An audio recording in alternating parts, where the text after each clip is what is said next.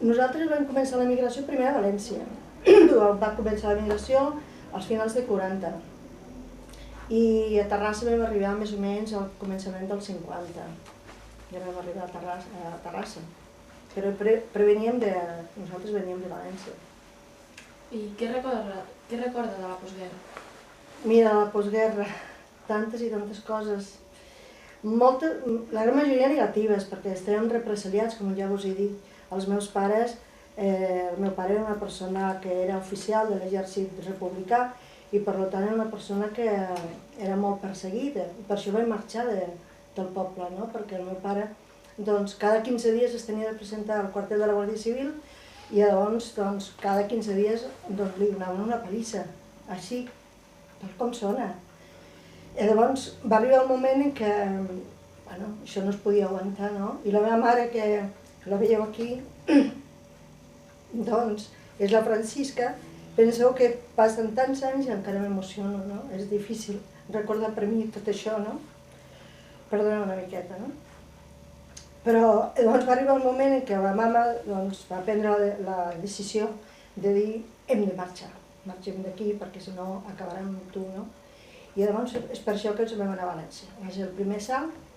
A València vam estar un temps, molt poc temps, 2 o 3 anys, que també les persones, imagineu-se com és la vida, no? La persona que represaliava el papa, un dels oficials de la Guàrdia Civil del papa, el van traslladar a un poble molt a prop d'on estàvem nosaltres, no? I també va rebre per allà, no? Vam passar coses molt dures allà a València i quan ja començàvem a estar més o menys estabilitzats, doncs la feina, la falta de feina i la falta de treball, vam intentar passar-ho a Catalunya. I és quan vam venir a Barcelona, en aquest cas Terrassa. Molt justeta, molt justeta. Els meus pares, quan arriben a València, a buscar feina, no? Lògicament, no? No tenim casa, no tenim res, i buscar feina. La meva mare, que és una persona que sempre ha estat dins d'un hospital, que no és titular, però la meva mare és una persona que en aquell moment és una persona molt culta i moltes ganes de fer coses i molt apropiada per fer coses, doncs es va començar a fer feines a les cases i a trobar, i el meu pare a buscar taronja, a recollir taronja, en magatzems, com podien, buscar feina i trobar feina. Sempre han anat així, no? Quan va arribar a Terrassa, igual, me'n recordo que el papa es va col·locar la construcció fent la carretera que puja des de Monistrol a Montserrat. Aquella era un camí, i a la primera carretera estava el papa com un treballador només. I en les cases, quan vam arribar a Terrassa, nosaltres érem reallogats en una habitació i en una habitació dormíem tots, els 5. Jo me'n recordo perfectament com els meus pares estaven amb un cap de llit i nosaltres 3 amb l'altre cap de llit, i allò dels peus que toca... Això vam estar, vosaltres podeu, un any, 2 anys o així, no? D'aquesta manera tan precària. Hi ha una cosa que jo m'he obsessionat, aquestes coses que passes a la vida i que després el transportes quan ets gran, no? Nosaltres vivíem sempre amb les maletes, les maletes, la roba sempre dintre les maletes, i les maletes, com que no hi havia lloc, estaven sota del llit sempre. Jo sempre deia, quan tingui una casa no veuré mai més una maleta per sota de llits, no? Que n'hi hagi un armari, quines coses, penseu que jo ja era un adolescent, com sou vosaltres, no? I jo vivia tot això. No tenia mai un lloc on col·locar la roba, o un armari on tenir la meva robeta, no? Doncs tot estava dins les maletes sota els llits, no hi havia un lloc més. Després ja tenies una habitació per les nenes i una altra habitació pels papes. Per nosaltres això era un luxe. Això de tenir una habitació per nosaltres era un luxe, no? Poquet a poquet, a poc, però ens va costar quasi pràcticament una dècada. Nosaltres aconseguim tot això.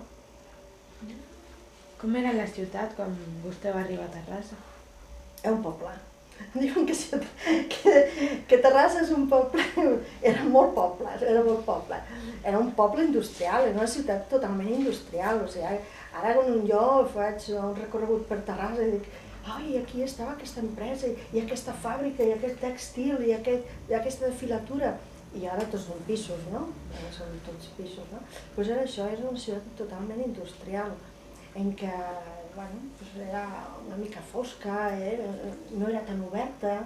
Jo recordo que quan acabava Llaurador, és la meva zona que he viscut sempre, allà hi havia tota una espècie de camí, quan arribaves per atravessar a la Maurina, hi havia uns taulons que tenies d'atravessar per sobre. O sigui, tot el que és el Calçament, tot allò era tot un tauló que tenies d'atravessar per anar. O sigui, s'estaven construint en aquell moment la perifèria.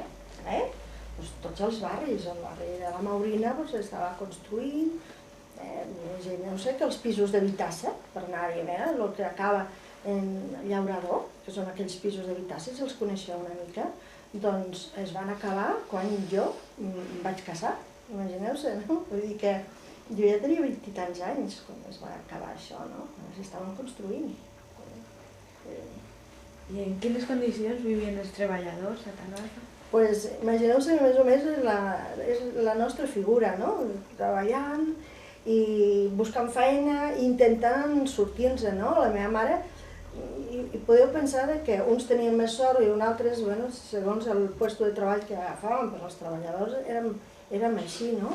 I després penseu que nosaltres vam tenir d'emigrar per poder tirar endavant la vida d'aquí, de Terrassa, o sigui que no ens guanyaríem molt bé la vida quan els meus pares van decidir anar-se'n cap a França, a recollir raïm. Nosaltres ja des dels anys 60 ja vam començar a anar abans dels 60 ja vam començar a anar cap a França i anàvem tota la família. I això ens ajudava a, durant tot l'any, poder pagar el col·le. Perquè nosaltres vam arribar aquí, doncs els pares el primer que van fer és trobar col·le pels seus fills i no n'hi havia el que hi ha ara. Penseu que hi havia molt poc col·le i els meus pares, què és el millor que hi ha a Terrassa en aquell moment? Cultura pràctica. En aquell moment, situeu-se sempre en el estadi que jo vos poso, no? Les seves filles cap a cultura pràctica, perquè era el millor que hi havia, segons els meus pares, no? I jo he fet el batxiller a cultura pràctica, no? I les meves germanes han estat a cultura pràctica. Que això pels meus pares era un pastor. Això era un pastor. Llavors, com es podia pagar? Doncs anar-se'n a França. Anar-se'n a França, i jo era així, penseu que jo era així, podeu pensar lo petita que era, i jo ja portava un cubell i agafant raïm com un adult, perquè ja tenia 14 anys, i amb 14 anys ja podia treballar. I la meva germana, que era molt petita, la Divina, que era molt petita, doncs tenia 8 o 9 anyets, ella també volia treballar, perquè era un sou més, i jo recordo perfectament com els jefes d'allà deien que esta niña no puede trabajar, esta niña no pot treballar. I plorava perquè, clar, ella es quedava, no?, sense poder treballar. O sigui, imagineu-vos una nena de 8 anys que volia treballar perquè era un sou més, i aquest sou doncs ajudaria també als pares. Era això, era aquesta atmosfera on nosaltres vivíem.